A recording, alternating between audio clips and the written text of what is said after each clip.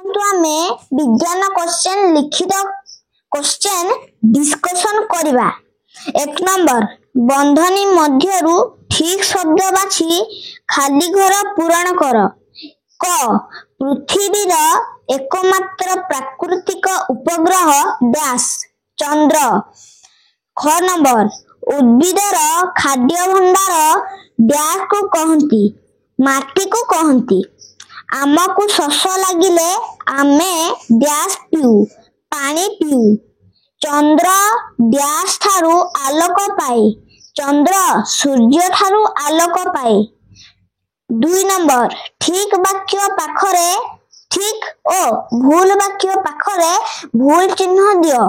वायु निया जलिबारे साहाय्य करे ठीक। लुहा एक खनिज संपद ठीक। सूर्य किरण शीतल लागे भूल। समुद्र जल पीवा उचित भूल। 3 नंबर अलगा शब्द चारिपटे गोल बुलाओ। क नंबर हांडी माठिया सुरई छुरी माटी रे तैयारी जिनिस दृष्टिरु छुरी। ख नंबर गाधोइबा रोषाई करिबा निया जलिबा पीबा जलर व्यवहार दृष्टिरु निया जलिबा।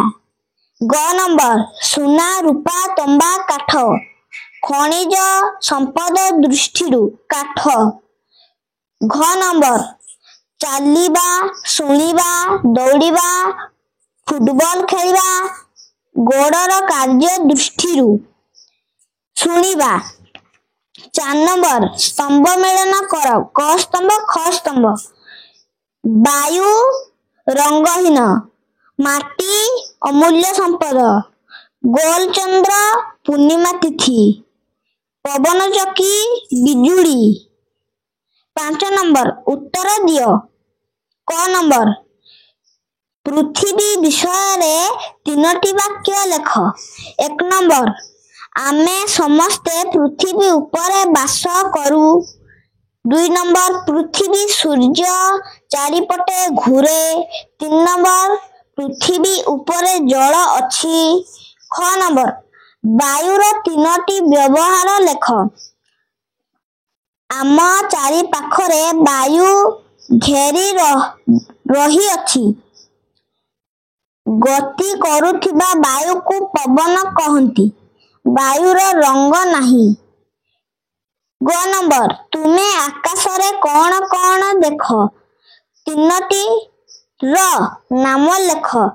आमे आकाश रे चंद्र देखू आमे आकाश रे तारा देखू आमे आकाश रे सूर्य देखू।